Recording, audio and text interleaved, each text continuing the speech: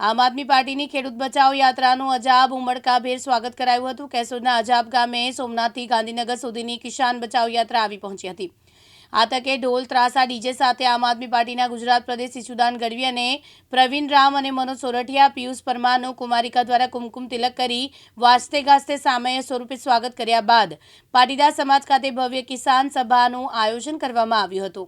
ખેતીની ફૂલ સિઝન હોય, વાતાવરણ પણ ડામડોળ હોય, માવઠાની આગાહી વચ્ચે ખેડૂતો પોતાની સિઝન વચ્ચે પણ ખેડૂતોના હિતની વાત લઈને આવેલા આમ આદમી પાર્ટીના નેતાઓને ખુલ્લું સમર્થન મળ્યું હતું।